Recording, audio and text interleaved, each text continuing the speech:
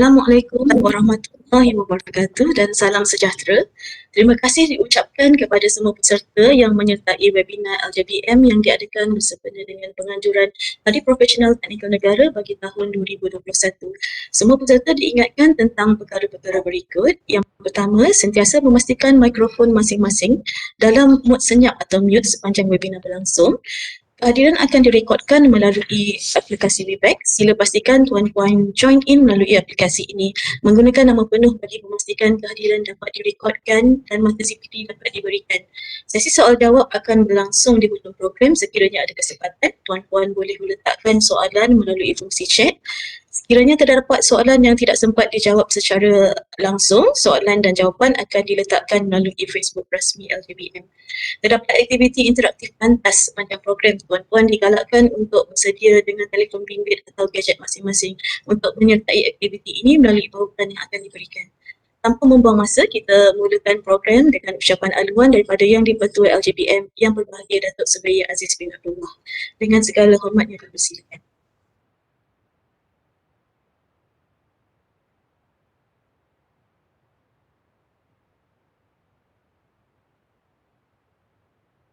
Assalamualaikum warahmatullahi wabarakatuh dan salam sejahtera. Alhamdulillah, sekali lagi kita dapat meraihkan Hari Profesional Teknikal Negara kali ketiga pada hari ini. Sebagaimana tuan-tuan dan puan sedia maklum, pada 3 Oktober 2018, Jemaah Menteri telah bersetuju mengisytiharkan Hari Profesional Teknikal Negara ataupun HPTN yang disambut pada hari Sabtu pertama di bulan Disember. HPTN ini diadakan bertujuan untuk menghargai sumbangan dan khidmat bakti para profesional teknikal dalam usaha membangunkan negara dan mewujudkan platform bagi profesional teknikal menyuarakan pandangan serta peluang untuk berinteraksi dengan masyarakat. Secara amnya, profesional teknikal adalah juru ukur bahan, jurutera, arkitek, juru ukur tanah, teknologis dan teknologi yang tertakluk kepada Akta dan Kod Etika Profesion yang termaktub melalui akta yang telah ditetapkan. Oleh yang demikian, mereka-mereka ini tidak akan dianggap sebagai profesional selagi mereka tidak berdaftar dengan lembaga profesional masing-masing. Antara badan profesional di Malaysia ialah Lembaga Juruukur Bahan Malaysia, Lembaga Jurutera Malaysia, Lembaga Arkitek Malaysia, Lembaga Juruukur Tanah Malaysia dan Lembaga Teknologis Malaysia. Sambutan Hari Profesional Teknikal Negara pada kali ini diadakan secara maya berikutan permatuhan kepada langkah-langkah keselamatan bagi memutuskan rantaian pandemik COVID-19. Walaupun kita hampir menang melawan pandemik ini, adalah diingatkan bahawa pematuhan SOP yang berterusan adalah faktor utama untuk kita mencapai kemenangan yang mutlak. Menggerakkan negara melangkaui aspirasi merupakan tema HPTN pada tahun ini. Berbagai sesi perkongsian ilmu dan pengalaman melalui berbagai platform telah disusun bagi menyemarakkan kesedaran dan kefahaman berkaitan bidang-bidang teknikal. Sebagai rangkaian strategik penganjuran HPTN 2021, Lembaga Juruukur Bahan sekali lagi telah menyokong aspirasi kerajaan dengan turut serta sebagai rakan penganjur semenjak sambutan HPTN yang pertama lagi. Pada tahun ini, Lembaga Juruukur Bahan telah memilih tema Mission Possible from Professional QS to Consultant QS. Sesi webinar yang diadakan secara maya pada hari ini diharap dapat memberi pendedahan umum tentang fungsi Lembaga Juruukur Bahan Malaysia sebagai badan berkanun yang mengawasi profesional juruukur bahan.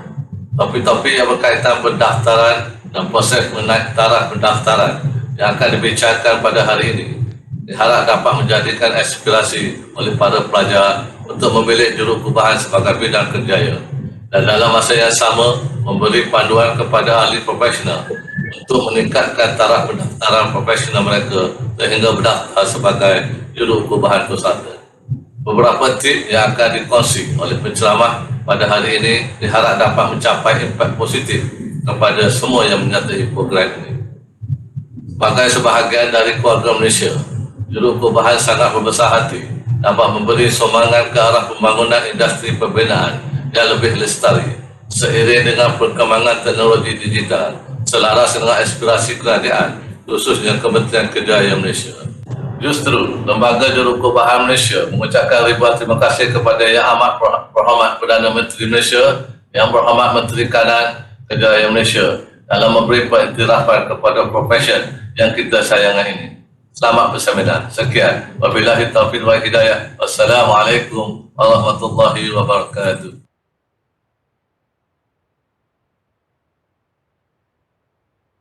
Terima kasih diucapkan kepada Yang Berbahagia Datuk.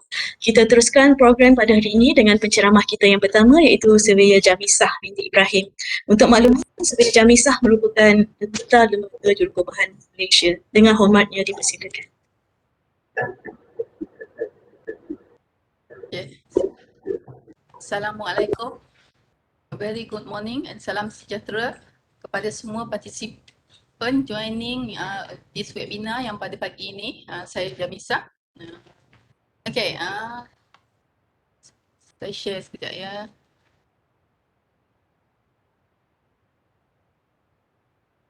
Okay, semasa saya masih muda lah saya nak mulakan dengan yang tu.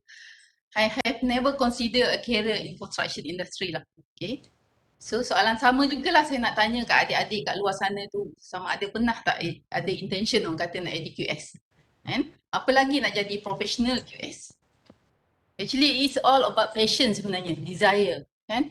Okay, today we are all here going to share with you on how to upgrade your registration with the Board of Quantity Surveyor. Okay. Okay, common question yang selalu saya terima lah, yang saya dengar kan, orang tanya, who is PQSM? What are their function? Apa fungsi dia, kan? Okay, ladies and gentlemen, Lembaga Jurukubahan adalah satu orang kata badan berkanun di bawah tadbir urus Kementerian Kerja Raya Malaysia, di mana ditubuhkan di bawah Akta Parlimen. Selaras dengan Akta Jurukubahan 1967 pindaan 2015 dan KOS Rule Amendment 2016 lah. Okay. Okay. Ini dia Board of Quantity Surveyor. Okay, vision board adalah untuk menjadi agensi kecemerlangan utama yang mengawasi profesion ukur bahan dan kejuruteraan kos lah. And then sementara itu missionnya adalah untuk memupuk perkembangan profesion QS dan kejuruteraan kos yang bertaraf antarabangsa melalui kawal selia dan pembangunan profesional berterusan lah, CPD. Okay, ini adalah merupakan kat sini stated here the function of the board lah. Kalau kita tengok tu actually there are many function of the board sebenarnya. Okay. In primary lah sebenarnya, BQSM is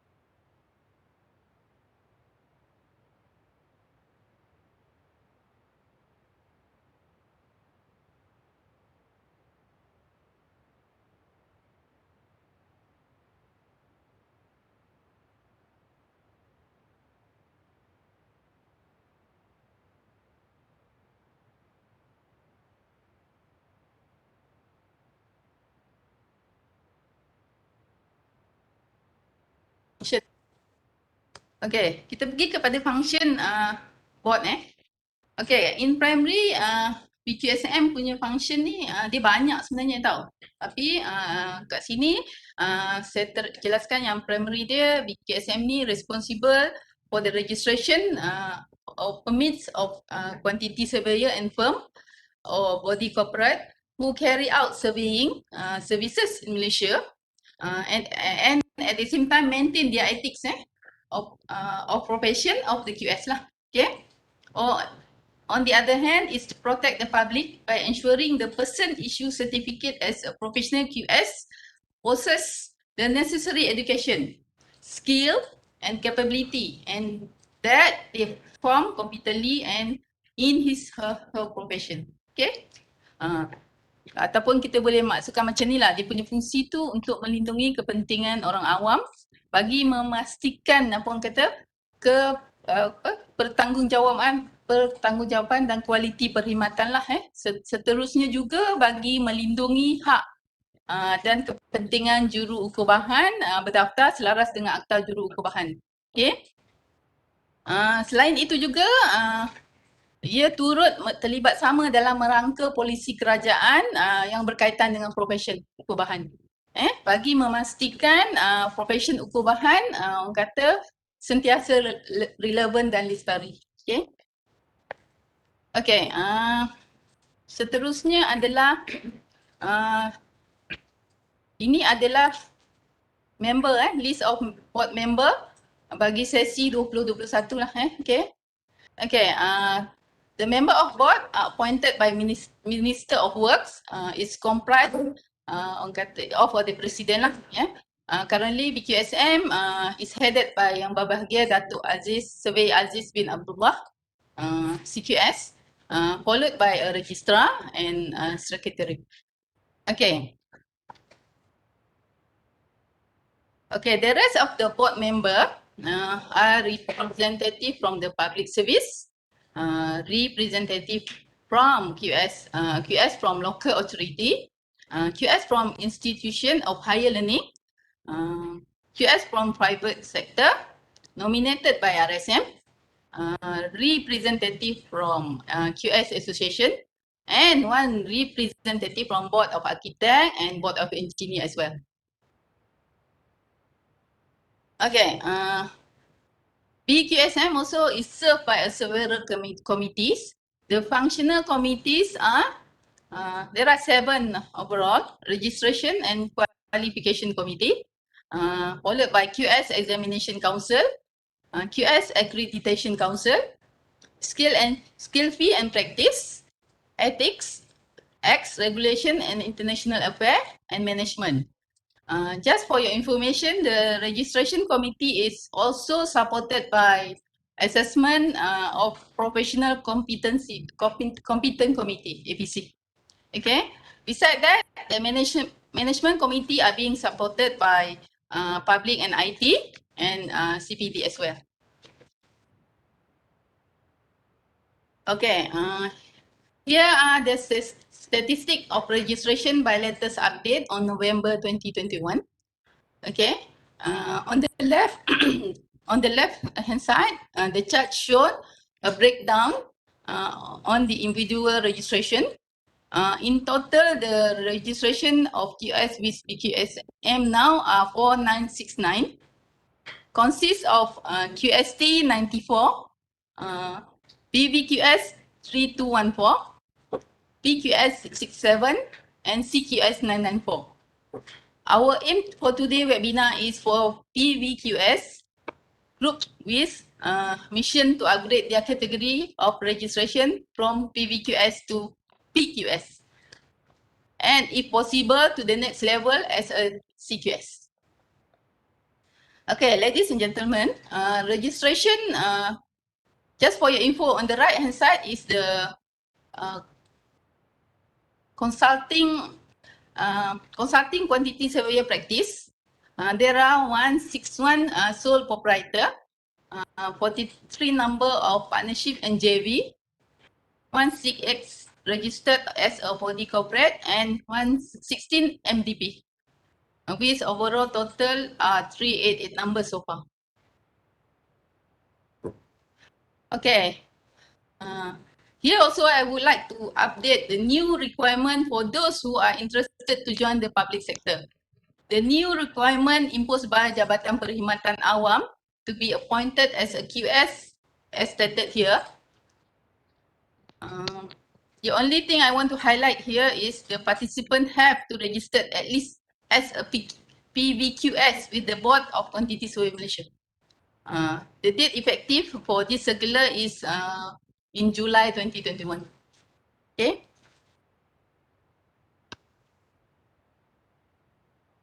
Okay. What is the meaning of post-peak and pre-peaks here? Okay.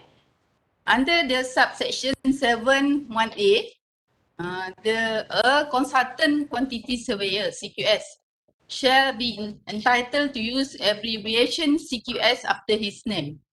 There is the example here. Let's say Datuk Surveyor Aziz bin Abdullah, CQS, meaning that he is consultant QS. And under same goes to subsection 7(1)(b), a professional QS, PQS, shall be entitled to use abbreviation PQS after his name. Okay. Example here, Zulkifli bin Yaman, PQS. Okay. However, under subsection 7(1)(c) stated, a CQS or PQS entitled to use the abbreviation surveyor SR before his name if she or he is a member of RISM Malaysia. Okay, there is example here. Surveyor Datuk Aziz bin Abdullah, CQS, or Surveyor Zulkifli bin Yaman, PQS. Okay. Next is, what is our code of professional conduct? This is applicable to registered QS, meaning CQS, PQS, PBQS, and Q quantity surveying practice. Okay. A professional code of conduct is actually a document that explain on how they are expected to act as a professional, or to assist registered member in understanding the different what is right and what is wrong, and applying that understanding to their decision. Okay. Okay. Based on QS Amendment Rules 2016, there are a list of rules that members should do. Meaning that the member should all the time uphold his dignity, standing, the reputation. All members should undertake work at what they competent to do. All members should discharge their professional duty with integrity and should behave with integrity, and some so on lah. You have to read this. Tuan-tuan boleh baca dia punya code of professional conduct ni seperti mana ada yang terdapat dalam kita punya akta dan rulesnya. So as a member of PQSM, tuan-tuan, you will be required to follow the board code of conduct and to act in a way that abides by the board's statement of ethical principle.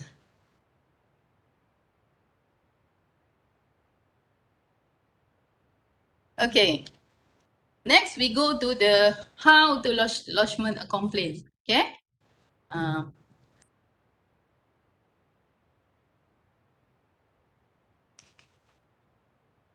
Okay, if you wish to lodge a complaint against a registered QS, you have to state in your complaint the specific term or condition in the provision in QSX and Rule 35A, and then please submit with the supporting document as an evidence.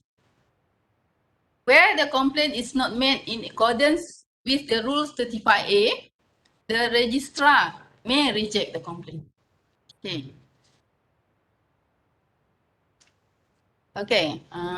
This table here show the number of complaints received by the board related to unethical practice for the last 3 years, from 2019 to 2021. The board has received an average of 5 to 12 complaints per year. Okay. Okay. For your information, last but not least, PQSM has made the requirement in ISO 9001-2015 for a scope of registration and renewal of registration of permits, quantity surveyor and firm and bodies corporate practicing as consulting quantity surveyor. Okay?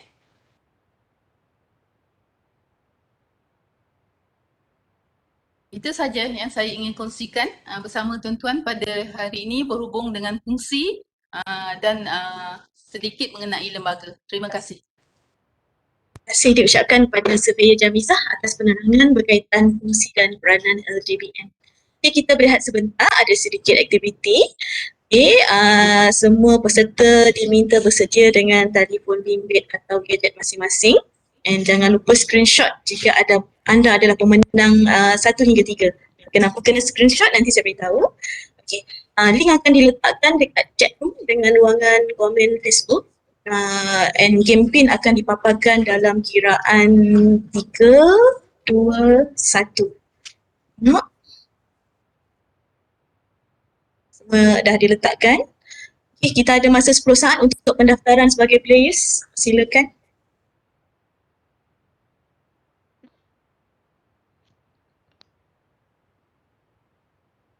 Start masuk peserta.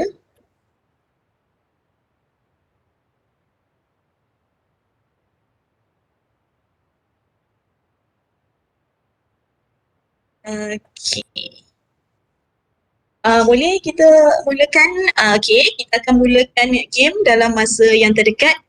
Dalam kiraan 3, 2, 1, start.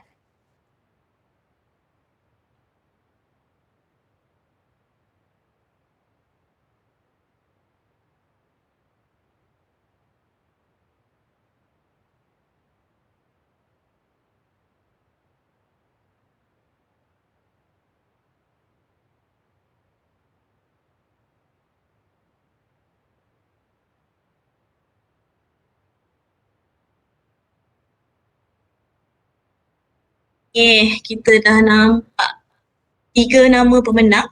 Okay, macam saya ingatkan tadi, jangan lupa screenshot kemenangan anda. Okay, and insyaAllah lah kalau ada pemenang masih ada hadiah.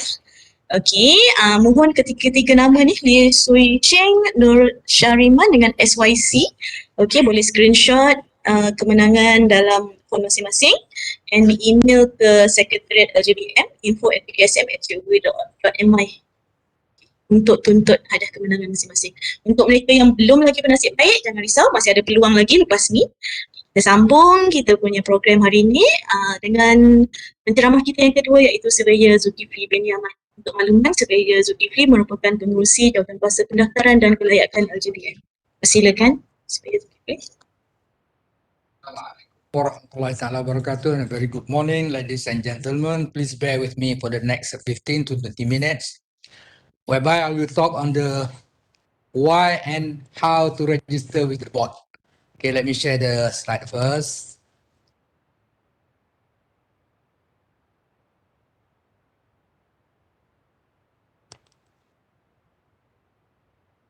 Hang on.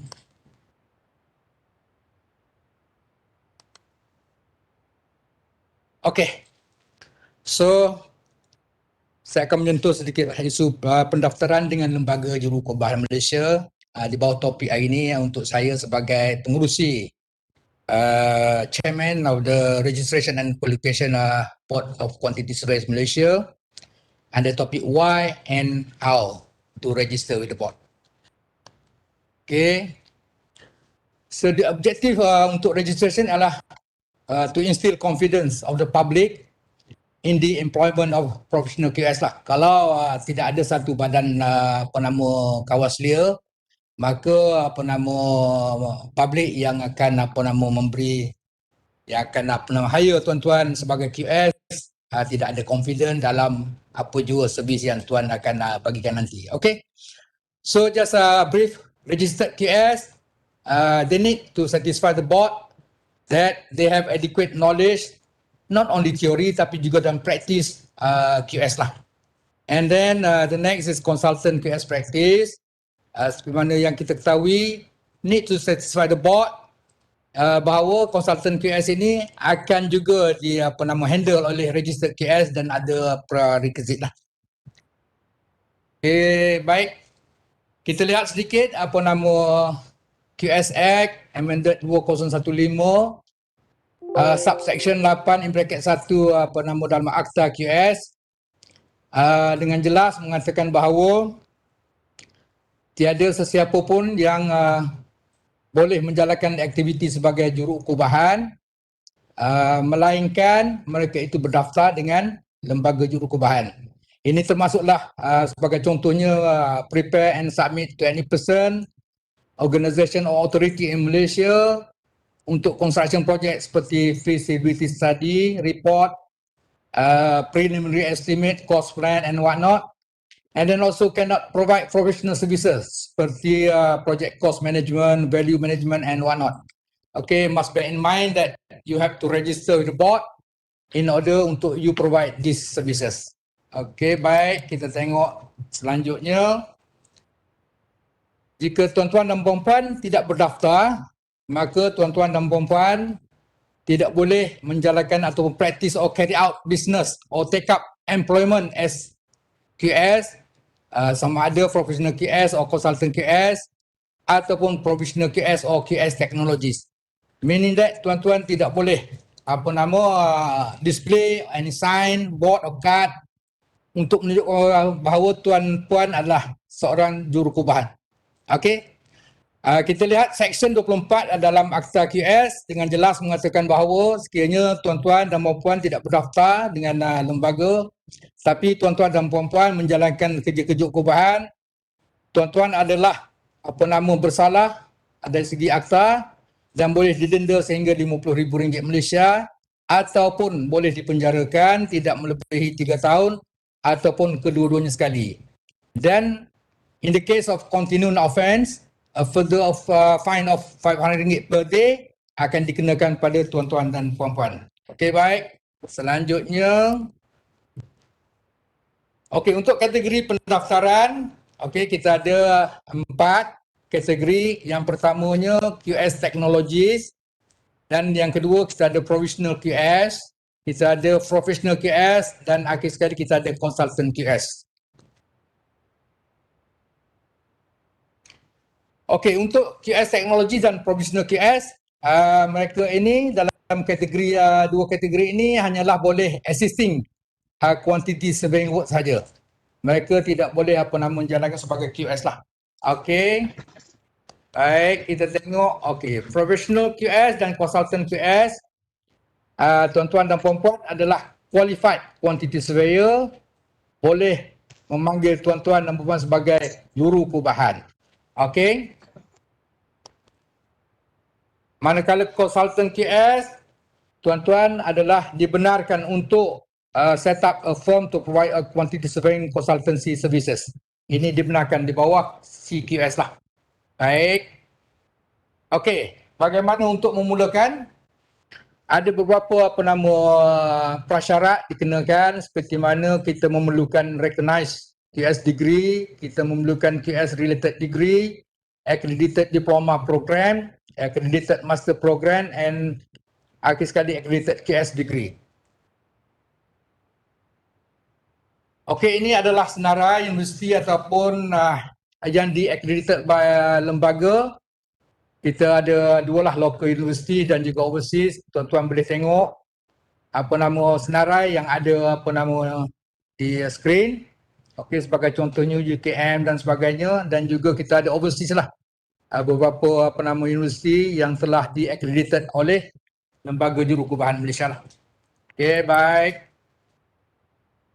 Okey, untuk route to registration di bawah accredited program yang mana telah di-accredited di bawah lembaga, bagi accredited QS degree dan juga accredited master program, okey, mereka-mereka ini dibenarkan untuk berdaftar sebagai permulaannya sebagai professional QS. Kemudian untuk mereka upgrade kepada professional QS, mereka perlu melalui first year APC procedure yang mana surveyor Ali dan juga surveyor Dr. Suhaimin akan elaborate later. Kemudian daripada professional QS ini, tuan-tuan jika nak upgrade pada consultant QS akan melalui second tier procedure whereby akan ada second tier exam dan juga interview which is akan elaborate further by surveyor Kamarudin. After this, okay, untuk non-accredited program, okay, di mana ada recognized QS degree ataupun QS related degree ataupun accredited diploma program. Okay, untuk recognize QS degree, untuk menjadi untuk mendaftar sebagai provisional QS, tuan-tuan perlu mempunyai prasyaratnya 10 tahun bekerja dalam bidang-bidang yang berkait dengan QS work, dan juga tuan-tuan hendaklah menjadi ahli kepada professional institution yang di-approve by Lembaga Jurukubahan Malaysia.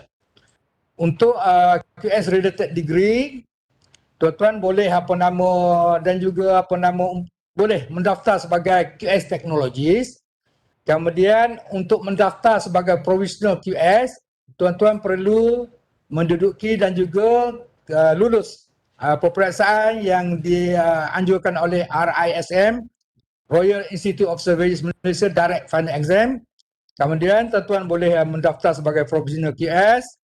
And then untuk ke professional QS, seperti mana tadi juga, tuan-tuan perlu melepasi first year APC procedure, yakni graduate route, experience route ataupun academician route. Once tuan-tuan puan-puan telah register sebagai professional QS, maka untuk upgrade kepada consultant QS, tuan-tuan perlu melalui second tier procedure lah. Okay, yakni ada second tier exam dan juga second tier interview. Okay, baik. Bagaimana untuk mendaftar? Okey. Tuan-tuan dan puan-puan perlu menyediakan soft copy of required document. Okey, untuk required document ni tuan-tuan dan puan-puan boleh merujuk kepada Lembaga Jurukubahan Malaysia punya laman sesawang. Dalam tu ada dimaklumkan apa-apa juga required document. Kemudian ada copy of IC, kad pengenalan dan juga scoping foto lah. Kemudian tuan-tuan juga perlu memenuhi online registration via Rexis system. Dalam laman web kita ada Rexis system ini. Tuan-tuan boleh masuk, boleh tengok dan boleh apply online. Kemudian untuk submission, yang pertamanya perlu ada application form, di mana application form ini akan di-generate daripada Rexis system. Once tuan-tuan dan puan-puan menghantar permohonan melalui online.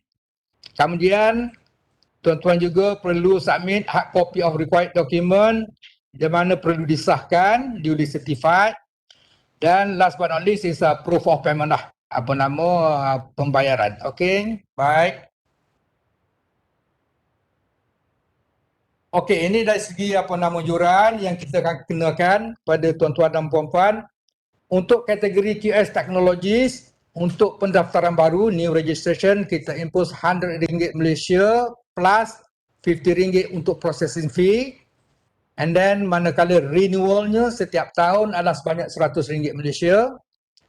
Manakala provisional QS, new registration adalah RM100 Malaysia plus RM50 untuk processing fee. Whereby renewal juga ada sebanyak RM100 setahun. Professional QS untuk new registration, di mana kita mengenakan yuran pendaftaran sebanyak RM300 dan juga RM100 untuk processing fee. Manakala yuran tahunan adalah sebanyak RM300 Malaysia.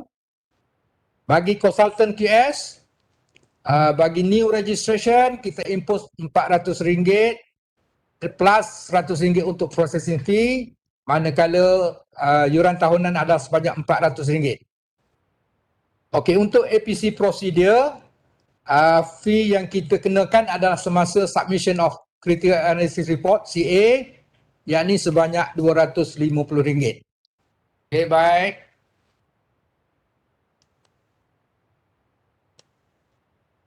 Okey. Untuk pembaharuan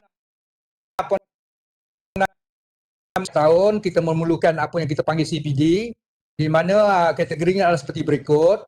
Bagi tuan-tuan dan puan-puan yang berumur kurang daripada 55 tahun, untuk professional QS dan consultant QS kita memerlukan 10 poin CPD untuk membolehkan pembaharuan dibuat. Bagi professional QS dan QS technologies kita hanya memerlukan 5 poin saja CPD. Kemudian bagi umur antara 55 sehingga 60, bagi professional QS dan consultant QS kita hanya memerlukan 5 poin saja untuk membolehkan pembaharuan dibuat. Manakala bagi professional QS dan QX teknologi juga 5 poin.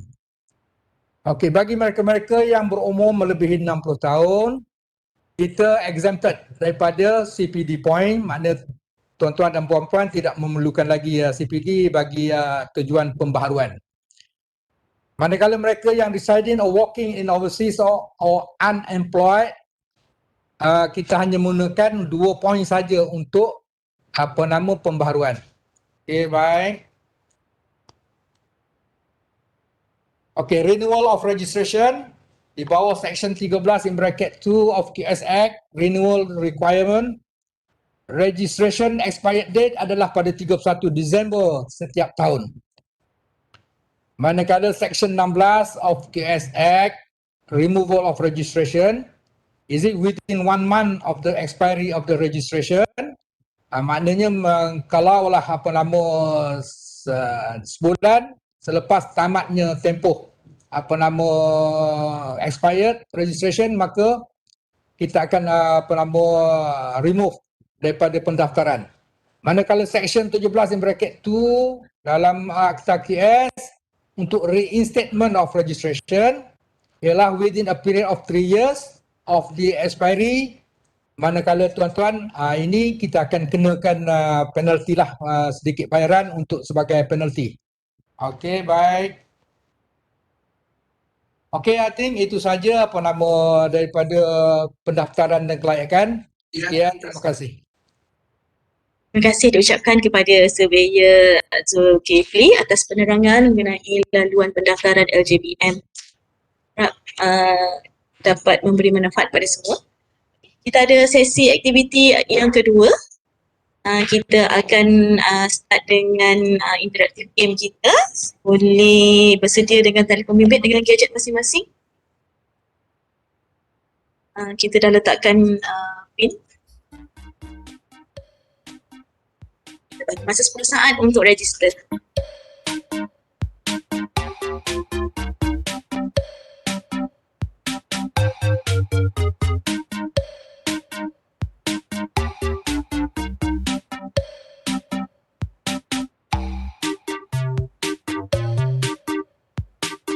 Kita boleh mulakan kita punya game dalam kiraan 3, 2, 1 and start.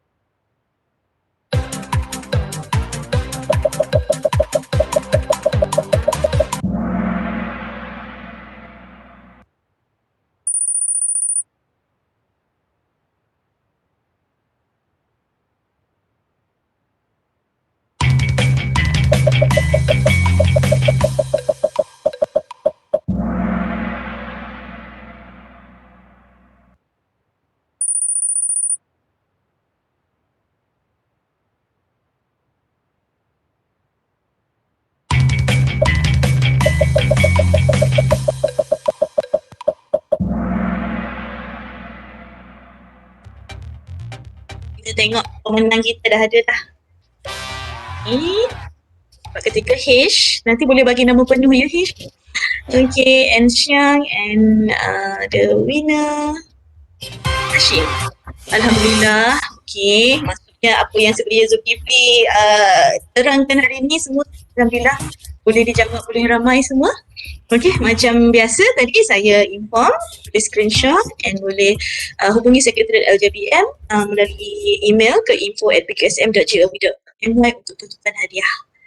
Okey, kita teruskan program pada hari ini dengan penceramah kita yang ketiga. Okey, iaitu Surveyor Muhammad Ali Sabral Malisi Zulkifli. Untuk makluman, Surveyor Muhammad Ali Sabral merupakan pengerusi Jawatan Kuasa Kecil APC LJBM. Ini ya, untuk upgrade masing-masing. Okey, dengan hormatnya dipersilakan. Bismillahirrahmanirrahim. Assalamualaikum warahmatullahi wabarakatuh dan salam sejahtera. Terima kasih kepada Cik Alina. InsyaAllah saya akan kongsikan dengan tuan-tuan dan puan-puan berkenaan dengan EPC, iaitu melibatkan registration procedure. Yang kedua melibatkan road to APC dan juga APC requirement yang melibatkan graduate road dan juga experience road. Untuk makluman tuan-tuan dan perempuan semua, okey, bagi yang dah ada degree, ijazah, mempunyai akreditasi daripada lembaga jurukubahan, jom sama-sama kita berdaftar dengan lembaga jurukubahan untuk memperolehi PVQS seperti mana yang Surveyor Zul bagi tahu tadi, yang mana PVQS ni adalah antara permulaan di dalam kita menyertai profesional di dalam industri. Okey, dalam untuk membolehkan pendaftaran PQS ataupun tahap PQS di Tier 1 dan Tier 2 CQS ataupun berdaftar dengan sebagai CQSP, tuan-tuan boleh memilih sama ada melalui academic road, experience road dan juga graduate road plus member of Royal Institution Surveyor Malaysia. Yang mana untuk akademik memang balik kepada pihak universiti lah. Yang kita akan bincang dengan saya pada pagi ini adalah berkenaan dengan graduate road dan juga experience road lah. Okay, untuk makluman tuan-tuan dan puan-puan, di Tier 1 ni melibatkan pendaftaran sebagai professional QS, yang mana dia ada beberapa syarat dah untuk kita sampai kepada tahap pendaftaran PQS tadi. Untuk membolehkan kita melangkah ke pendaftaran sebagai CQS pula, iaitu di Tier 2 tu, kita perlu menghadapi atau menduduki peperiksaan atau examination melibatkan 2 paper lah dan seterusnya untuk CQSP ni ataupun yang praktis, QS yang praktis, dia perlu orang kata melalui beberapa proses yang akan diterangkan oleh speaker Esad Kamarudin nanti. Okey, kita pergi kepada APC secara overview lah. APC secara overview, yang mana PVQS, yang mana yang dah ada pendaftaran atau yang belum daftar, ada degree belum daftar, tapi dia kena daftar dulu PVQS dulu, baru membolehkan dia start untuk mohon kepada lembaga melalui APC. Nanti saya cerita APC tu apa pula. Okey, yang mana start daftar APC dan dia kena ada supervisor ataupun penyelia lah yang membolehkan dia pergi kepada step yang seterusnya, sama ada dia nak melalui road graduate ataupun experience road ataupun academician road. Yang mana setelah pilihan itu dibuat, dia perlu melalui satu proses, iaitu proses menyediakan critical analysis. Okey, setelah selesai menyelesaikan critical analysis report, dia perlu melalui satu proses dinamakan professional interview yang membolehkan pengiktirafan terhadap kata calon berkenaan bagi memperolehi professional QS, dan sekiranya dia orang kata berdaftar dengan Royal Institution Surveyor Malaysia, dia akan dapat satu title yang boleh diletakkan di awal namanya, iaitu SR tu lah. Okey, untuk graduate road, graduate road ni bagi pelajar-pelajar orang kata yang mempunyai ijazah dan mempunyai pengalaman kurang daripada 5 tahun. Kurang daripada 5 tahun, dia boleh melalui road graduate tadi dengan berdaftar dengan graduate member Royal Institution Surveyor Malaysia dan perlu menyediakan work diary dan juga logbook sebelum menyediakan critical analysis. So untuk perkara work diary dan logbook tadi, menyediakan work diary dan logbook tadi bagi kata calon-calon yang mempunyai pengalaman di bawah pada 5 tahun tadi, dia perlu diselia oleh PQS dan juga CQS lah. Nanti saya cerita yang detail sikit berkenaan dengan isu-isu berkenaan dengan penyeliaan tadi. Manakala bagi Aspirant Road, Aspirant Road ni dia orang kata terbuka kepada calon-calon yang mempunyai ijazah juga berdaftar dengan board dengan pendaftaran PVQS dan dia mempunyai pengalaman 5 tahun dan ke atas. 5 tahun dan ke atas.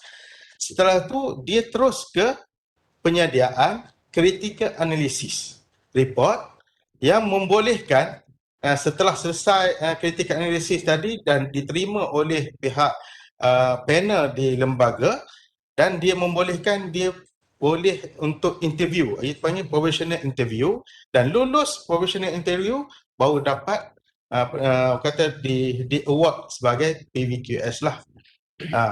So untuk akademik pun sama, cuma yang detail akademik ni akan dicerita oleh Dr. Suhaimi nanti. Okey, ni road of APC juga berkenaan dengan road, graduate road seperti mana yang saya cerita tadi. Pertama sekali dia kena daftar APC yang ada PVQS. Tanpa pendaftaran PVQS memang APC tak terima. Jadi pendaftaran APC, daftar PVQS, atau berdaftar pula APC, dan yang seterusnya adalah mempunyai supervisor dan registered dengan RISM dan menyelesaikan Part 1, Part 1 and Part 2, iaitu melibatkan Part 1 ni work diary dan logbook, dan Part 2 adalah melibatkan critical analysis dan juga interview ataupun professional interview tadi.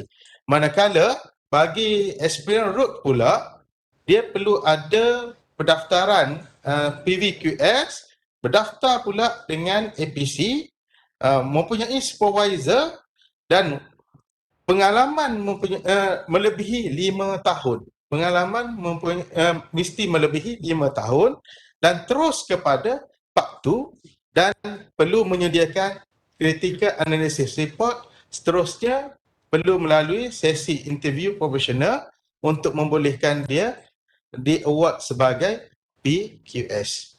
Manakala academician road sama juga, dia perlu berdaftar dengan PVQS dan berdaftar dengan APC, mempunyai supervisor dan mempunyai master degree, mengajar sekurang-kurangnya 2 course subjek atau 1 course subjek dan related subjek, dan mempunyai pengalaman selama 3 tahun dan full time mengajar, dan terus kepada Part 2 menyediakan CA ataupun critical analysis dan perlu melalui proses interview profesional.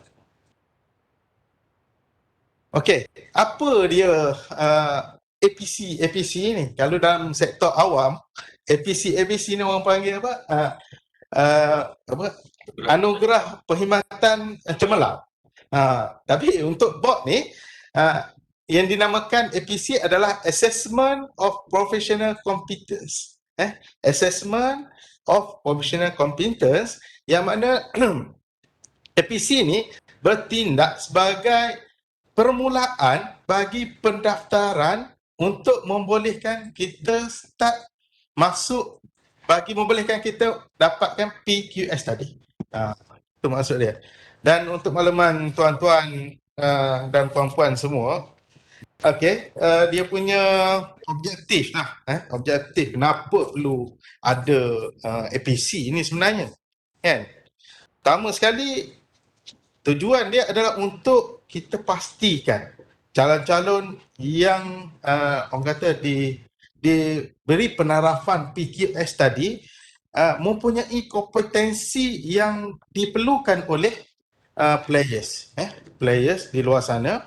Yang kedua adalah untuk pastikan calon-calon ni boleh aplikasikan knowledge dia ataupun ilmu dia dan memberi satu, orang kata, memberi latihan ataupun pengalaman daripada QS, praktisnya QS tadi. Yang tiga adalah mencapai tahap pemahaman dan pelaksanaan kemahiran yang sepatutnya. Dan calon-calon yang mengambil, calon-calon yang kita, orang kata, untuk dapatkan PQS tadi perlu mengambil maklum terhadap keperluan dan kepentingan pihak klien. Seterusnya, calon-calon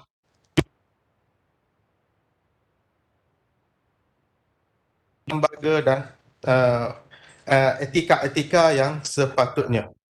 Dan kita juga untuk mengenal pasti ataupun mengenal pasti calon bagi pengiktirafan, orang kata istilah dia yang boleh memberi tanggungjawab kepada pihak majikan dan pihak masyarakat lah yang berkaitan dengan profession ukubahan. Okey, seterusnya berkenaan dengan professional experience yang melibatkan supervisor. Saya cerita sikit yang pasal cerita pasal supervisor, yang mana untuk membolehkan seseorang itu bertindak sebagai penyelia. Penyelia, pertama sekali dia perlu mempunyai penarafan PQS atau CQS. Sekurang-kurangnya 1 tahun pengalaman setelah pendaftaran PQS dan CQS tu dibuat. Yang mana experience untuk bagi orang kata supervise, bagi tujuan supervision ni ataupun bagi tujuan penyeliaan kepada PVQS yang mohon untuk dapatkan PQS tadi, dia perlu sekurang-kurangnya minimumnya 1 tahun bagi internal supervisor dan supervise 2 tahun bagi external supervisor dan juga external supervisor indirect. Manakala bagi graduate untuk isi logbook dan juga isi work diary tadi, dia perlu minimum 2 tahun untuk internal supervisor, manakala 3 tahun bagi external supervisor.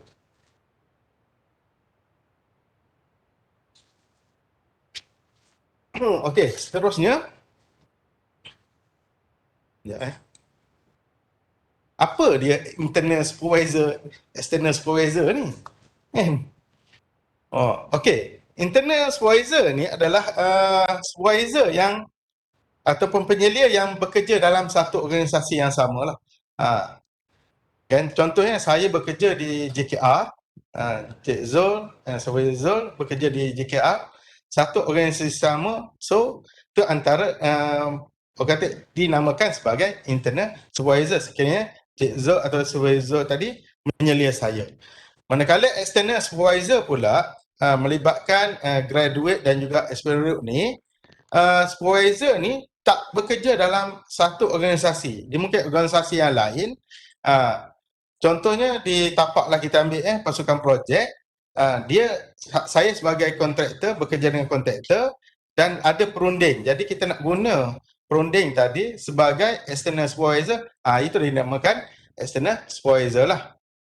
Manakala external supervisor indirect ni adalah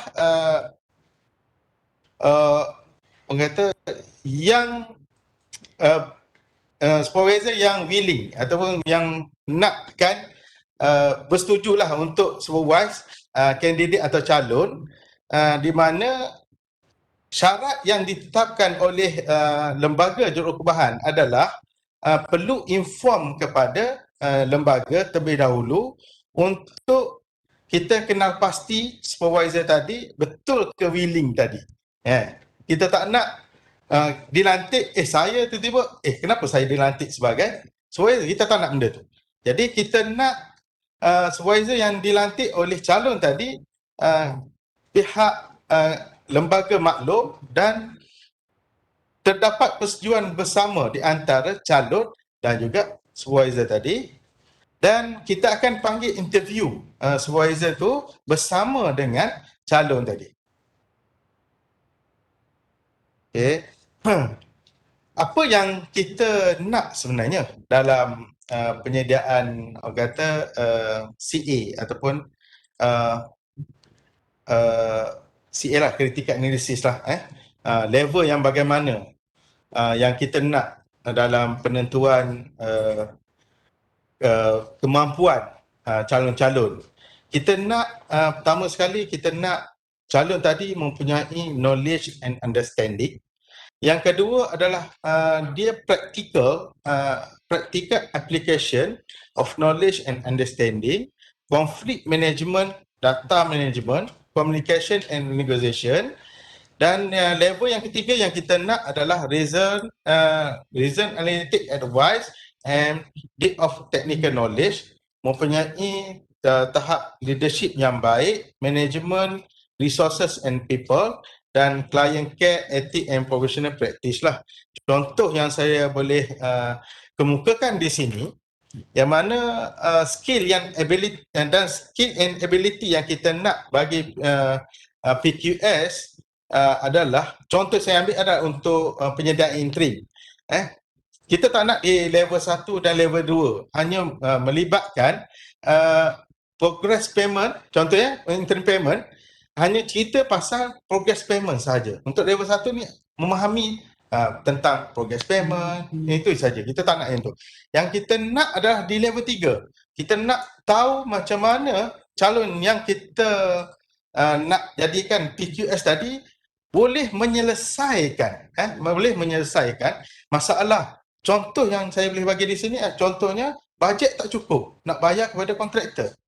Okey, bajet tak cukup nak bayar kepada kontraktor, yang mana kita nak satu penyelesaian yang dibuat oleh calon tadi, dan kita nak tengok dalam bentuk advice yang bagaimana kepada pihak klien, membolehkan isu-isu penyelesaian ni dibuat.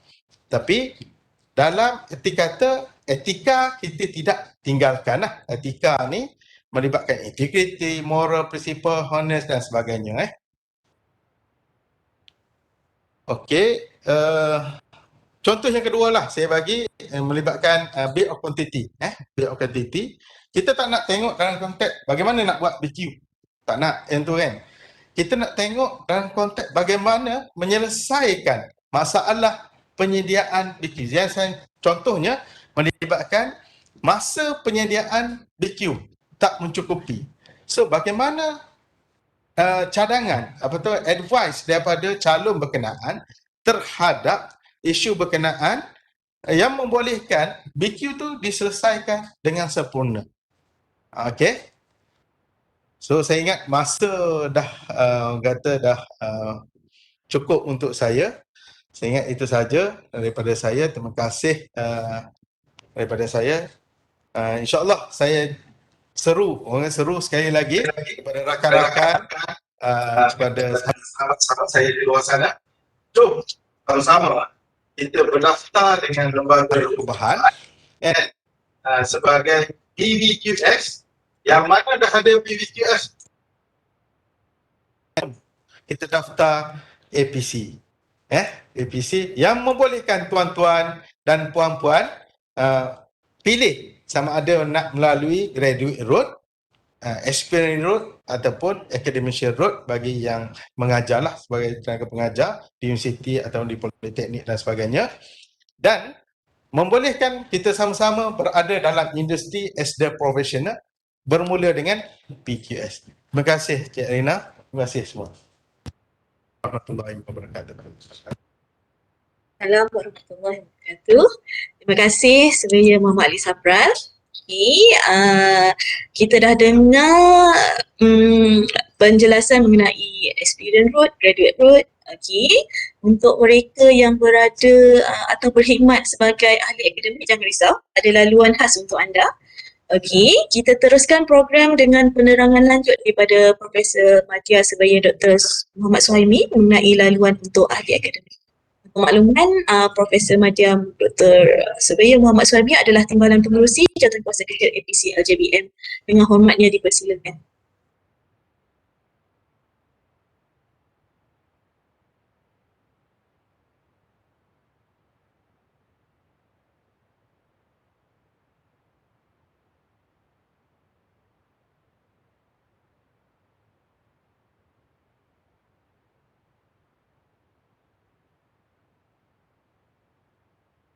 Assalamualaikum warahmatullahi wabarakatuh.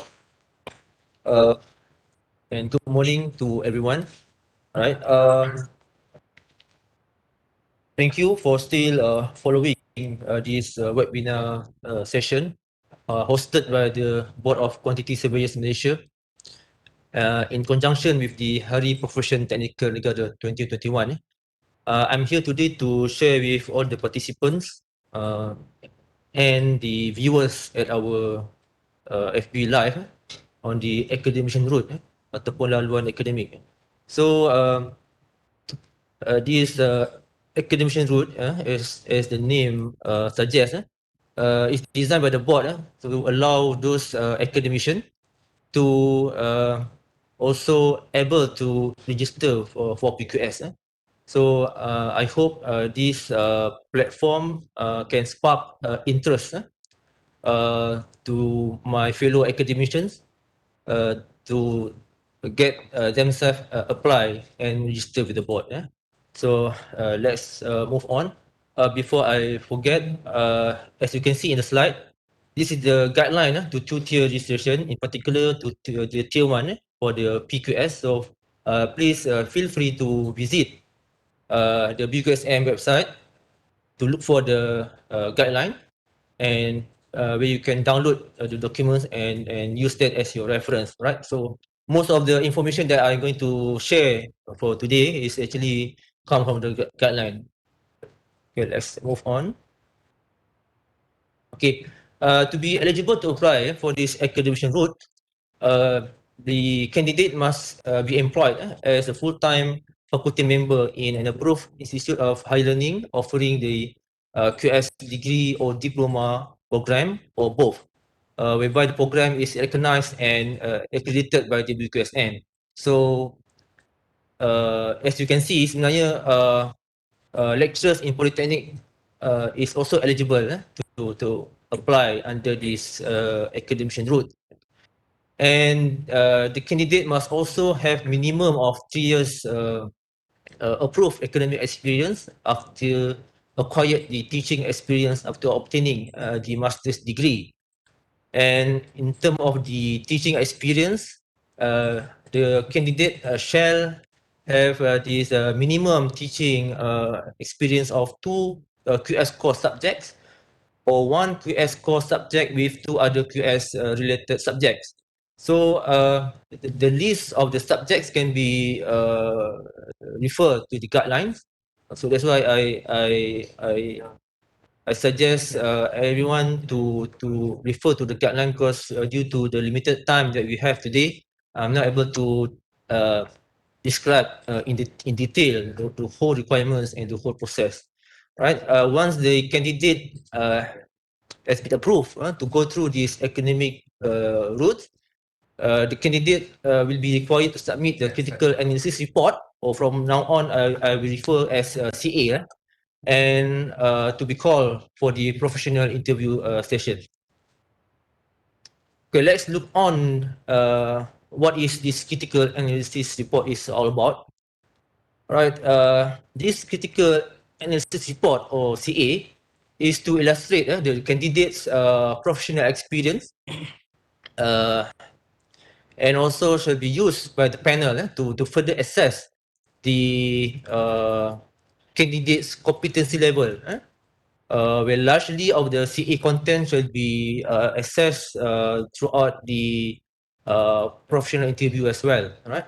So as you can see here, the areas of professional experience is really important for you to consider, because these areas of professional experience is not only for academic route, but also for the graduate and experience route. So you can refer the areas in the guideline as well.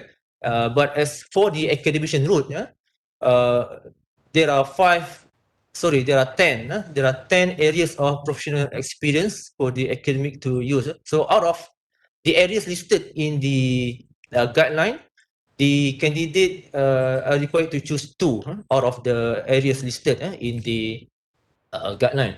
So as you can see here, for the academician route, the areas are largely related to the academic work. So similar to graduate and experience route, the areas are also related to the areas or scope of work for the experience routes. So these are the 10 areas, okay, for the academics to choose. I'm not going to dwell in detail of the content, but safe to say here, the candidate are required to identify the key issues of each of the areas, and to display how the candidate overcome the issue by making decision on how and why to solve the issues identified in each of the area. Okay, these are basically the contents of the CA. So the candidate can see the CA content shall start with the summary of experience. As a general guideline, we expect the summary should not exceed 500 words or not more than 2 pages. All right. Then proceed with the CA contents for each of the area. All right. What the panel is looking for actually is the candidate's ability to find the solution on how and why the decision is made to solve the issues identified in each of the chosen area. All right. And the panel will further test on the based on the CA report on the competency level of the candidates, not only through the documents but also for the professional interview session. All right, this is the typical sample of CA. Due to the private and confidential issue, all right, if the candidate wish to have a look into this sample, you may visit the BQSM website to view the sample at the BQSM office. All right.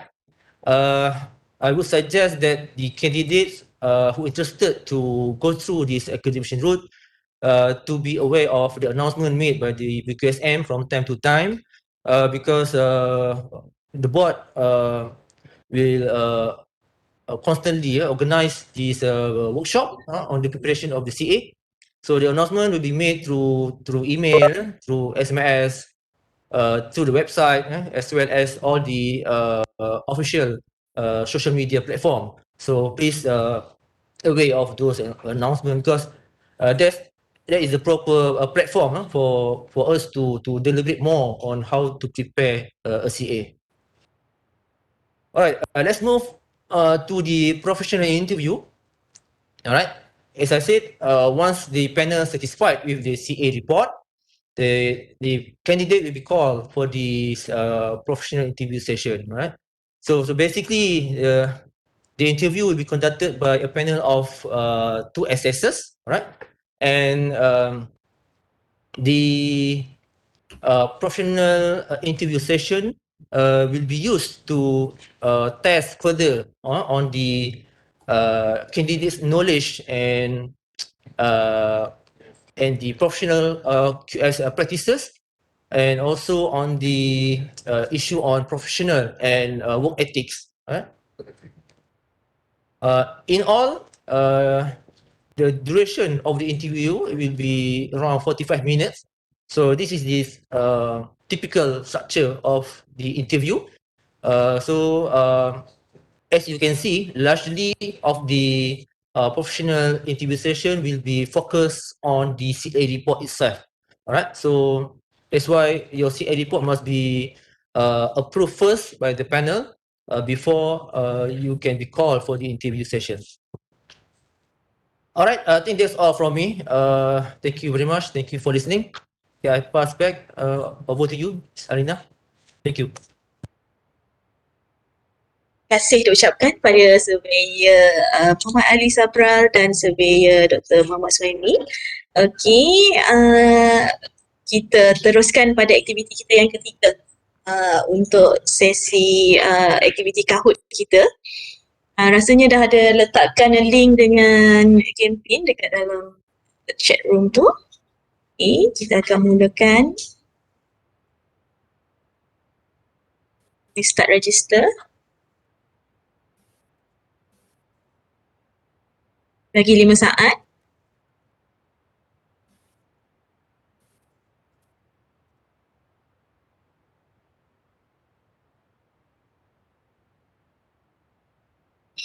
Kita boleh mulakan game dalam kiraan 3, 2, 1 and start.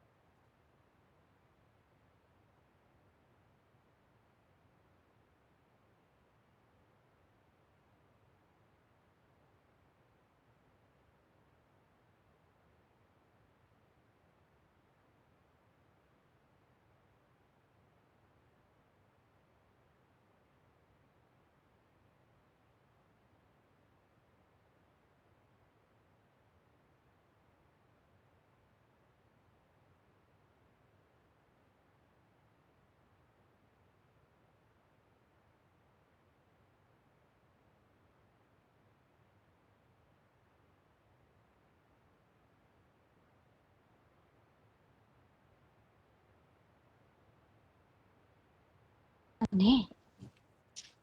Penting tak kan? Okay, ada pemenang. Yang kat tempat ketiga D.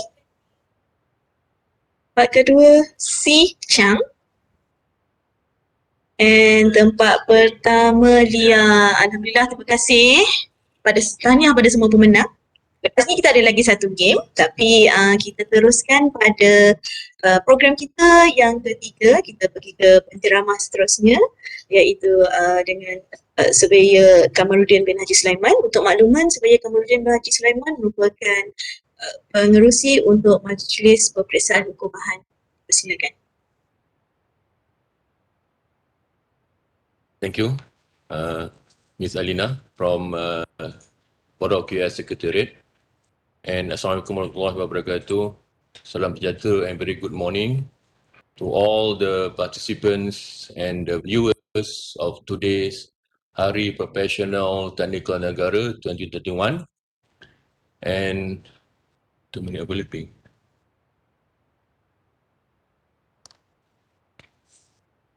So I'm going to explain about the Tier 2 Consultant Quantity Surveyors Examination. So Tier 2 exam.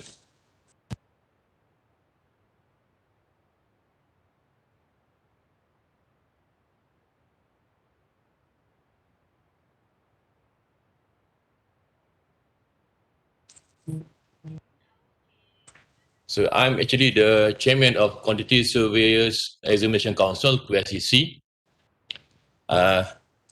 The QSEC comprising of a few committees And the function of QSEC is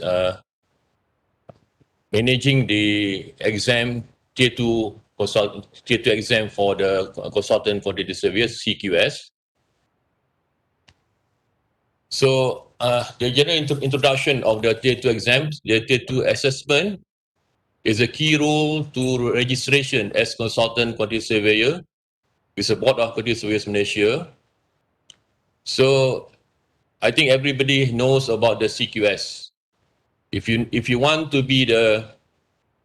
set up your own QS practice, you must be the CQS. So in order for you to be eligible to be a CQS, I think the criteria and the qualifications has been explained by our previous speakers from Surveyor Zul, Surveyor Ali, and Dr. Saimi. And I will explain further about the exam itself. So the qualifying criteria for admission are based on the candidate's level of experience and competency to ensure the candidates are equipped with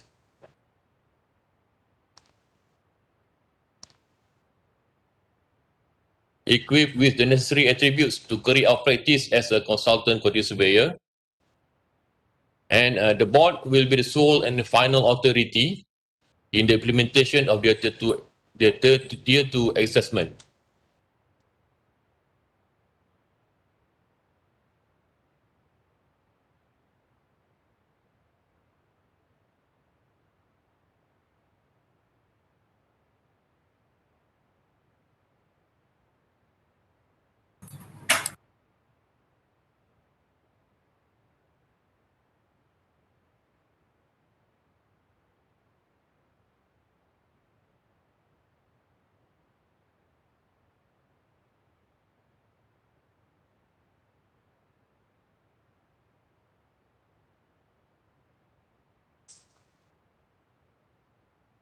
So we move on to registration and eligibility.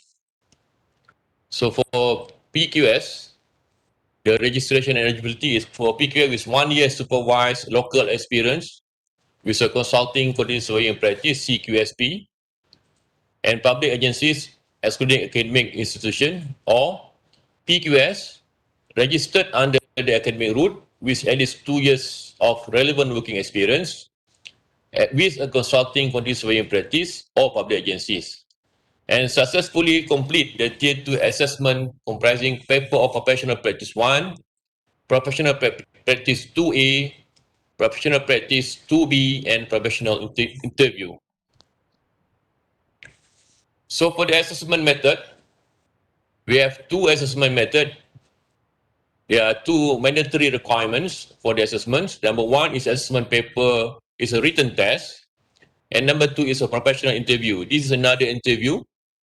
For the just now the APC, you have still you have the interview, professional interview, and for the CQS we have another professional interview because the scope of interviews are different. And assessment method, the assessment papers cover the following: professional practice 1. Professional practice 1 basically is covering the business management, business law, and basic business accounting. This is important because if you want to set up your own QS practice, you must know basic management skill, basic business management skill, and also basic human resources skill, and also basics the employment skill. And next is the professional practice 2A. Professional practice 2A comprising of international construction contract, procurement of services, or health, safety, and environmental. So for procurement of services, you can choose whether you want to answer for procurement of services or health, safety, and environmental. So we go on to professional practice 2B. Professional practice 2B is business ethics.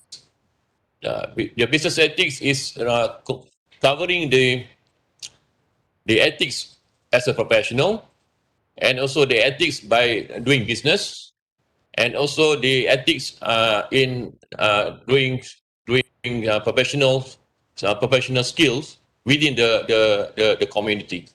And for this business ethics question papers, the question is on multi-choice. So you just select or choose the right answer. And for exam session, we have 2 exam sessions for every year. The first session is in May session, and the second session is November session. And for exam duration, professional practice 1, the exam duration is 3 hours. And it is a morning session actually. And the second session, the professional practice 2A and professional practice 2B is 3 hours in the afternoon sessions. So both sessions will be performed in the same day. So we go on to the examination fees. So for you to eligible to sit for the exam, you have to pay the fees actually. So the examination fees is 500 ringgit per candidate. And there is a briefing. We will have the briefing 1 month before the exam, and the fees for the briefing is 300 ringgit. So I would like to advise the candidates to attend the exam briefing, because the exam briefing is very important to you, because we are going to explain in details about every subject, and then we are going to giving you some information which you have to put more effort on the subject in the syllabus. And if you fail the exams, you can repeat the papers. You can repeat by paper 1, paper 2A or paper 2B. If you pay each paper, you just take that particular papers only. And for paper PP1, the fees, the repeating fees is 250 ringgit. For paper PP2A, the repeating fees is 150 ringgit, and paper 2B, the fees is 100 ringgit. But for the first time candidate, you must sit all the papers. It's mandatory for you to sit all the papers. And result and appeals. So after you sit the exams, the result will be out.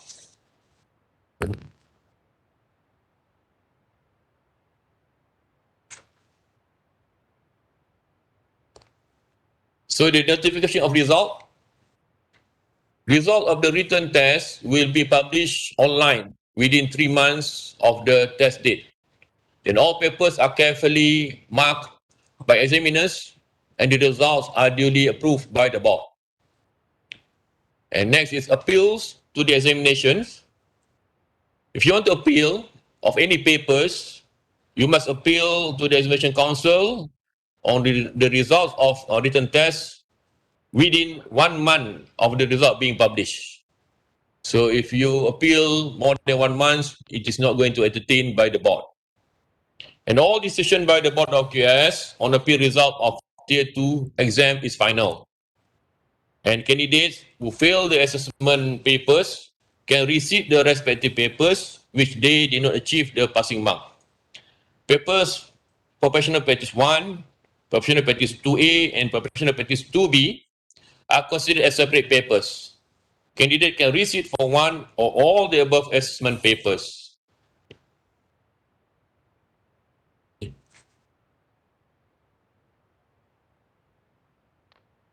And there is a special assessment interview.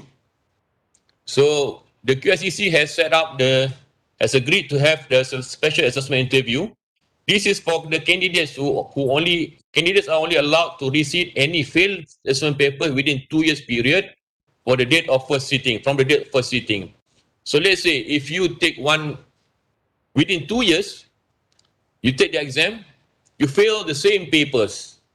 So after 2 years or 4 times of attempts, then you can appeal, you can write a letter to the board to appeal to sit for the special assessment interview. And in the event the candidate still failed to pass the receipt papers attempted within the 2 years allowed, the candidates may apply to the board for consideration to sit for a special assessment interview, which will be conducted by the committee of QSEC. It is a prerequisite that the candidates must receive the failed paper in all continuous examination after the first sitting within the allowed period. And the board has a final decision on the candidate entitlement to sit for the special assessment interview. And the result for the special assessment interview will be recommended to the board of QS, to the board by the QSEC. Upon approval by the board, successful candidates may be considered to be upgraded to consultant quantity surveyor, subject to the result of professional interview. So after you sit for the special assessment interview, this special assessment interview just to focus on your failed papers, which you have failed in 4 attempts. Then after you pass the special assessment interview, then you have to sit for another interview. It is professional interview. The professional interview, which I already explained just now, it covers all the scope if you want to be the consultant quantity surveyors, or if you want to set up your own consultant quantity surveying practice, CQSP. And I want to talk about the professional interview. So this is the professional interview after you pass the written test. The second tier professional interview will provide an assessment of the candidate's competencies as a CQS, consultant quantity surveyor. Candidates are assumed to have a good working and all-round knowledge of the quantity surveying practice, as well as the construction industry as a whole. And during the interview, the candidates will testify their professional knowledge and experience as a PQS, because before that you are a PQS. Then the interviewer will interview again all your experience during PQS, and they are expected to answer questions on their professional experience, relevant professional development, and training experience, general quantity surveying practice and current issues, as well as professional ethics and rules of conduct. So still, we are going to ask you about the professional ethics and rules of conduct, which you have answered in your written test in the business ethics. So we go to the examination syllabus. So the examination syllabus for the assignment papers, professional practice 1.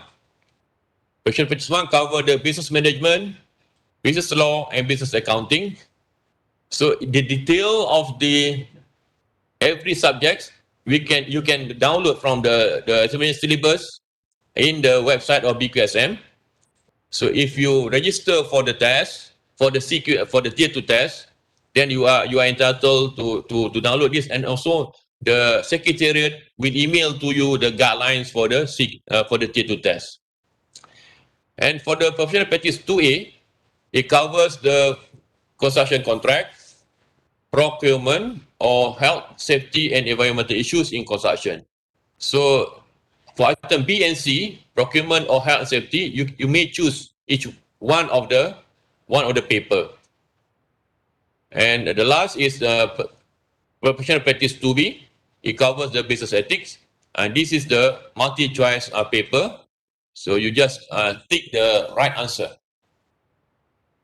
So as I mentioned just now, you can download in the BQSM website by using the following link.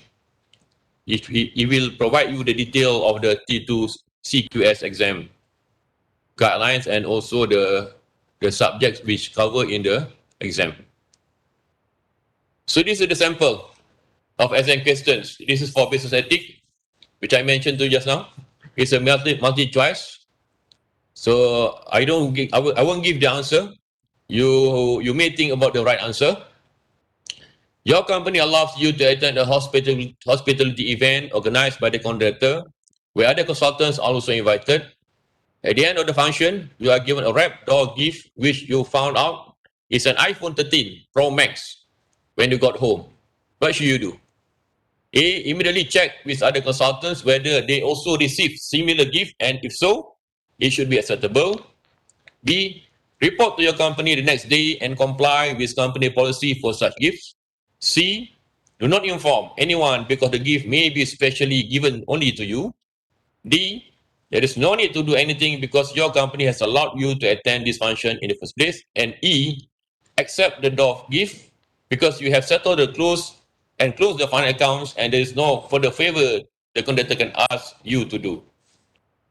I think for the participants, you can answer the right the right answer, right? So I think that's all from me, from the QSEC, from the QS Continuous Surveying Examination Council. And if you have any questions, you may write in the chat, or you may answer, you may ask the question afterwards. So back to the MC. Thank you very much. Terima kasih diucapkan kepada Surveyor Kamarudin. Alhamdulillah kita dah selesai prosedur, selesai melengkapkan misi kita pada hari ini, iaitu menaik taraf pendaftaran sebagai juruperbah konsultan. Okay. Kita ada sesi aktiviti yang terakhir. Okay. Kita nak start dengan sesi kahwin. Boleh Sekretariat letakkan kempen.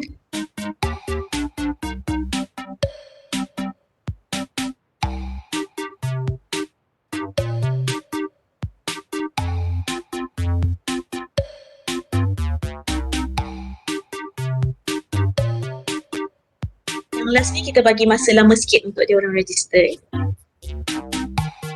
Ramai sikit pemenang kita.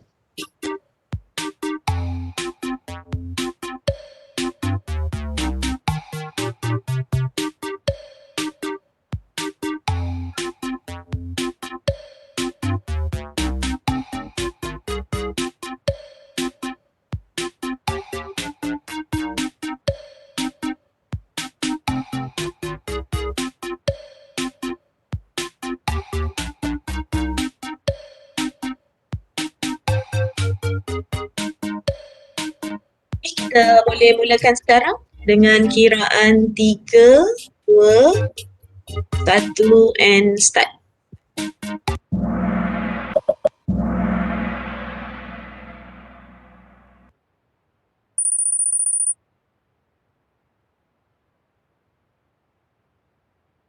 Saya rasa dia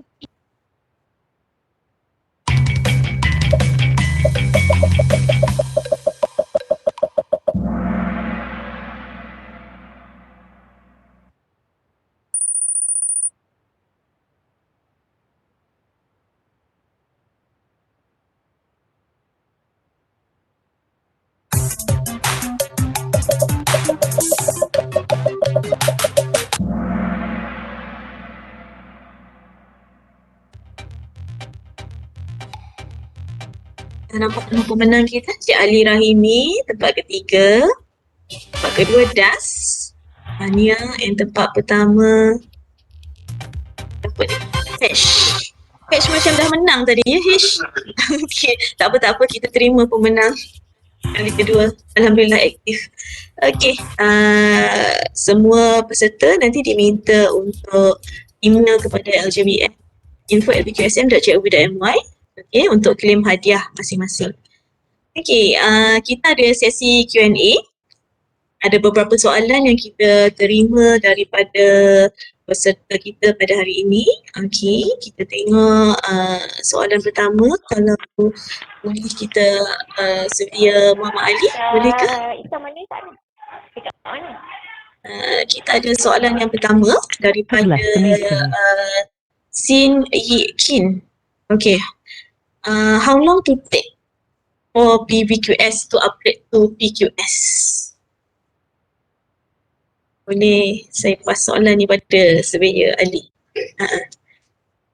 Boleh. Okay, Bismillahirrahmanirrahim. Terima kasih kepada yang bertanya tadi. Untuk makluman tuan-tuan dan puan-puan, berapa lama yang diperlukan untuk upgrade daripada PVQS kepada PQS. Okey. Untuk makluman tuan-tuan dan puan-puan, kita ada tiga route yang boleh orang kata tuan-tuan dan puan-puan sertai. Pertama, melibatkan graduate route.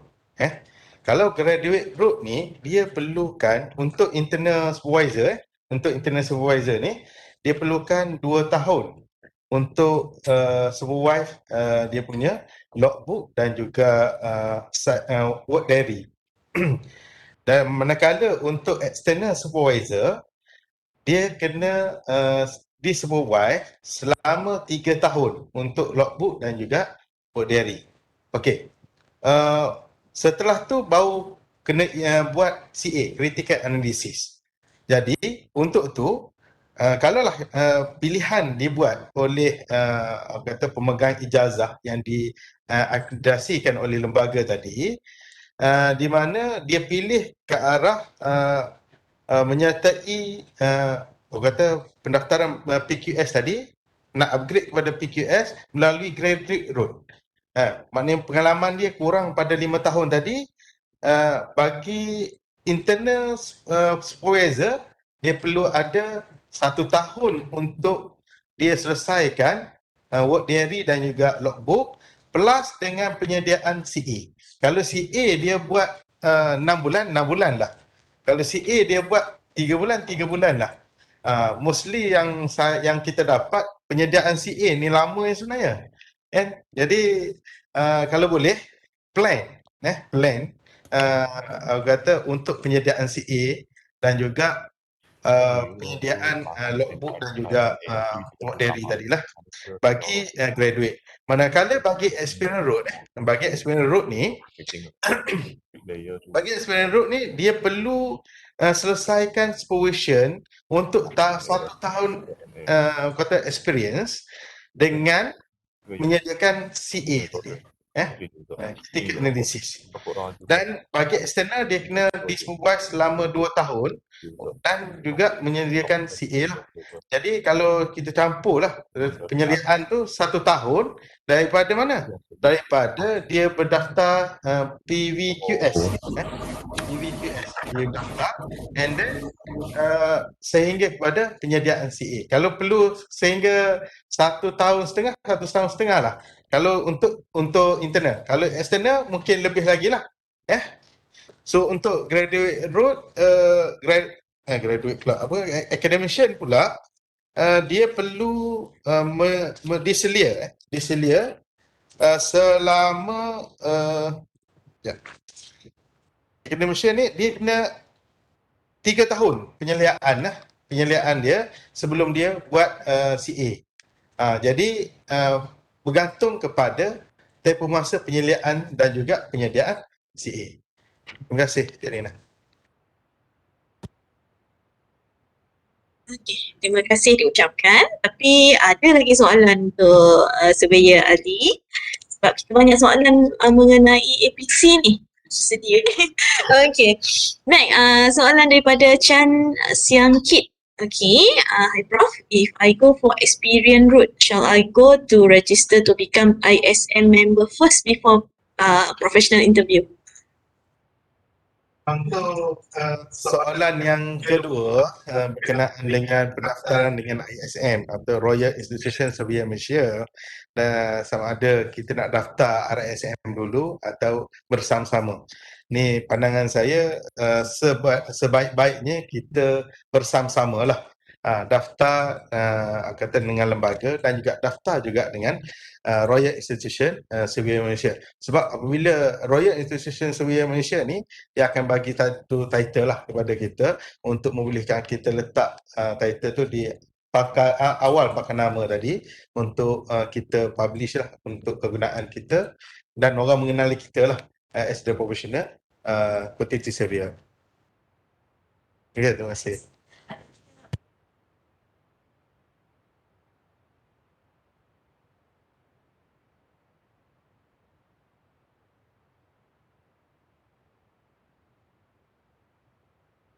Saya bagi soalan pada Surveyor Dr. Suhaimi. Okey, mengenai academician route. Okey, sebentar kita ada soalan daripada Amirul Mukmin bin Mahazir. Okey, soalan dia, kalau tiada master tapi terus ke PhD fast track, adakah layak untuk pathway education?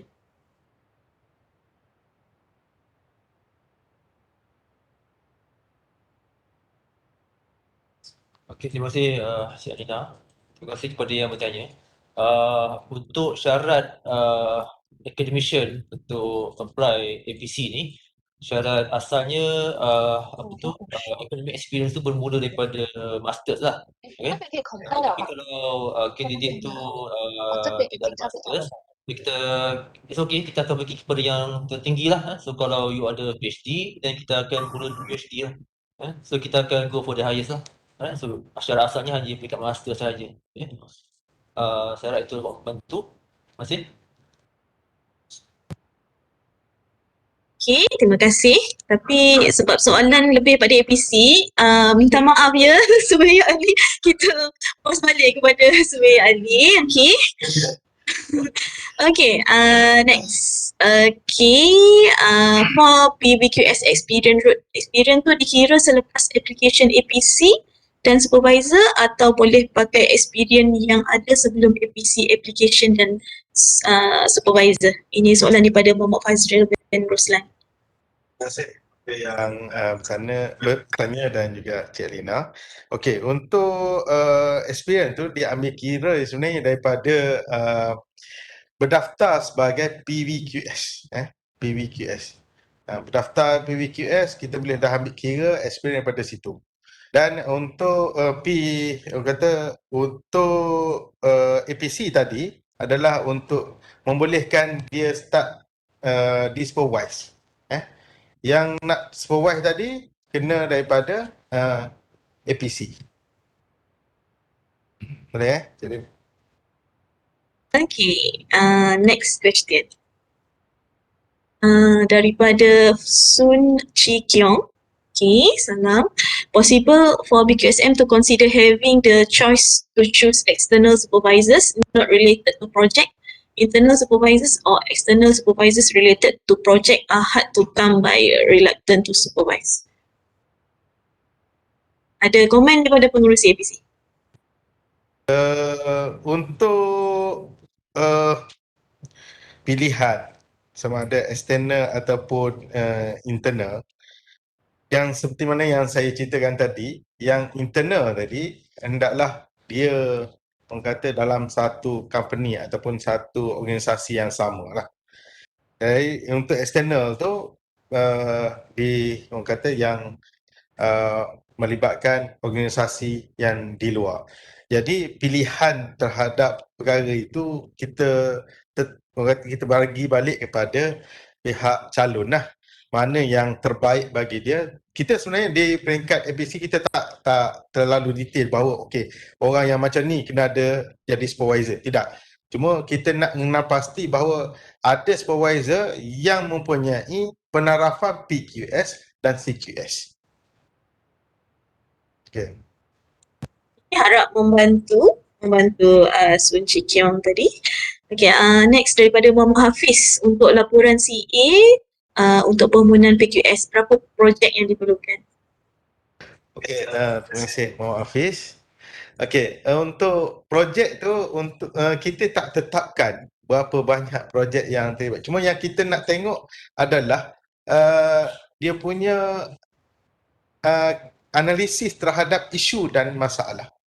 Analisis terhadap isu dan masalah dan kaedah penyelesaian yang bagaimana yang dibuat oleh calon tadi untuk memastikan dia mempunyai kompetensi terhadap penyelesaian masalah itu. Okay. And soalan last sebelum saya pergi ke panel lain. Okay, daripada Eng Tiat Yang, hi panel, if I'm already submitted my CA, how long does your site to evaluate and we will get informed for the next step to do? Okey, untuk setelah CA dikemukakan kepada pihak APC, kita ada role dia yang mana kita akan mengambil masa lebih kurang dalam 2 bulan untuk semak melalui panel-panel yang dilantik dan kita akan maklum kepada pihak calon sekiranya ada pindaan dan sebagainya. Dan dalam tempoh 2 bulan tu calon-calon boleh juga bertanya lah kepada pihak lembaga untuk dapat maklum balas dan sebagainya. Okey, Alhamdulillah kita bagi Tuan Pengerusi APC kita berehat sekejap. Kita pergi ke panel lain. Okey. Ada lagi soalan nanti. Okey, kita pergi kalau boleh untuk Surveyor Zulkifli. Ada soalan. Okey, daripada Goh Puisi. I'm working with a developer but not consulting firm. Next year will be my 5th year registered as PQS. Can I go for apply to a CQS? Go PSA, I'm working with developer but not consulting firm. Next year is my 5th year registered as PQS. Can I go for CQS? The answer is yes. You may go for CQS. It doesn't matter whether you work in a consultant or you're working with a developer, as long as related to a construction industry. Thank you. Okey, terima kasih. Soalan untuk Surveyor Kamarudin. Boleh?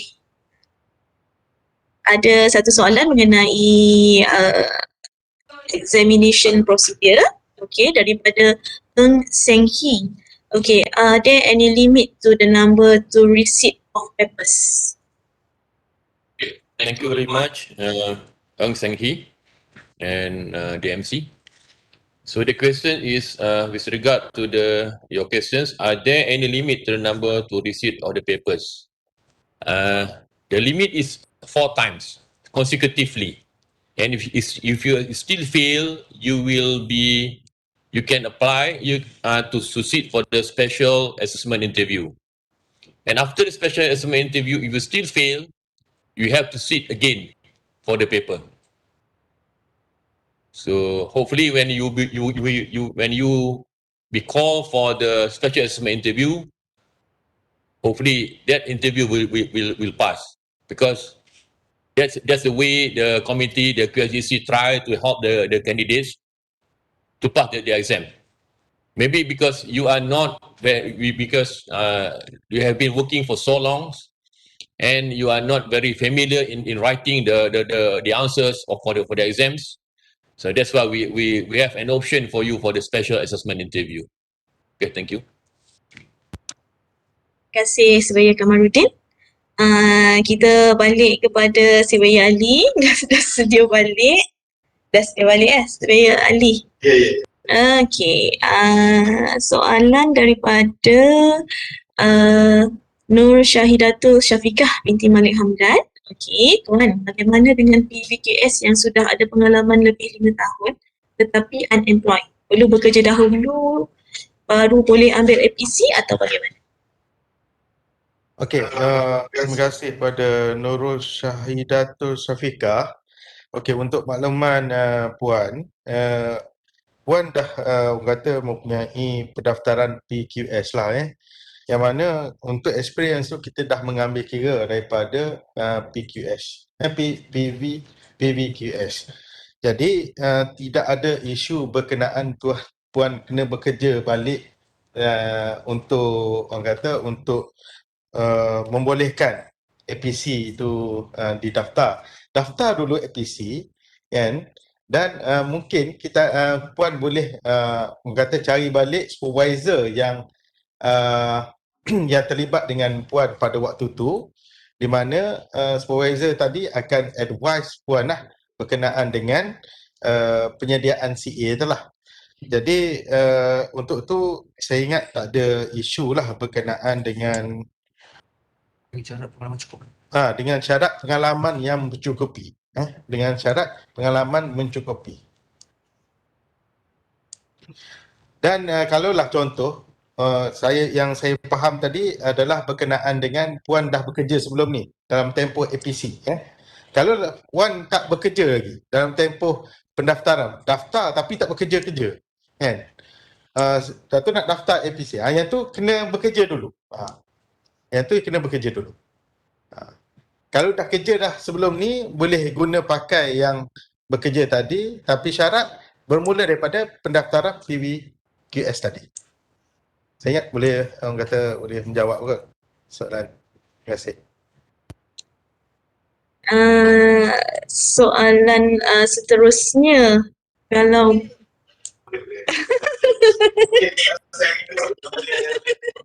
Okey, yang ni kita pass pada timbalan pengurusinya Dr. Suhaimi. Okey. Daripada Ahmad Muslim bin Muhammad Noor. Okey, untuk pengetahuan pendaftaran APC telah diluluskan tapi belum berkesempatan untuk menyiapkan laporan CA dan dah bertukar tempat kerja dan perlu bertukar supervisor. Adakah saya perlu menunggu tempoh 1 tahun penyeliaan sebelum saya mengemukakan kembali pendaftaran APC? And kedua, adakah saya perlu maklumkan secara rasmi pertukaran supervisor saya sebelum menyediakan laporan CA? Boleh saya pass pada Dr. Suhaimi.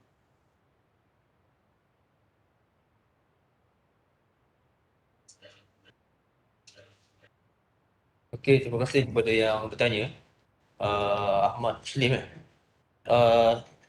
saya tak pasti sama ada semasa penyelidikan pertama dilantik itu proses penyelidikan telah bermula atau tidak. So kena pastikan yang itu dulu. Because kalau belum bermula penyelidikan tu dan you telah tukar tempat kerja dan penyelidik baru perlu dilantik pula, jadi kita tengok balik isu tu dengan legitimiti lah. So kalau itu berlaku dan penyelidik baru dan penyelidik baru pula dilantik, dan mungkin perlu bermula semula lah daripada tempat kerja baru lah. So kita saya tak berapa jelas soalan tu sebenarnya. Because ada isu sebelum ni yang penyelidik telah dilantik tetapi penyelidikan tu sebenarnya memang belum bermula pun sebenarnya kan. So itu yang perlu kita teliti jugalah. Tapi kalau penyelidikan tu telah bermula and kalau you berpindah tempat kerja sekalipun, you masih lagi boleh mengekalkan penyelidik yang asal itu dengan syarat apa tu tempoh ataupun pengalaman kerja tu tadi dah mencukupi kan. Yang perlu you fulfill tu jumlah tempoh penyelidikan itu sahajalah kan. Jadi kalau you pindah kata selepas 6 bulan you kerja di tempat lama, you pindah ke tempat baru, you masih lagi boleh mengekalkan penyelidikan lama tu sebenarnya. Saya ingat harap dapat membantu lah.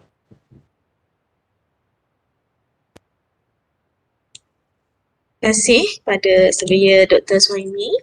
Okey, kita memang kesuntukan masa. Memang banyak sangat soalan yang kita terima daripada chat room kita. Okey, tapi insyaAllah LJBM akan jawab semua soalan-soalan ni melalui media sosial kami. Okey. Sebelum kita penutup, sebab kita memang ada 2 jam je sesi pada hari ini. Okey, saya nak minta kalau boleh semua peserta onkan video masing-masing. Kita nak buat gambar kenangan sikit. Okey, kecuali panel ada kamera sendiri. Boleh sebab kita ada, tadi tak silap saya kita dah mencapai 510 partisipan, tapi ada yang dah keluar, tinggal 492. Yang ada ni kita ambil gambar ramai-ramai. Azidi boleh tolong saya?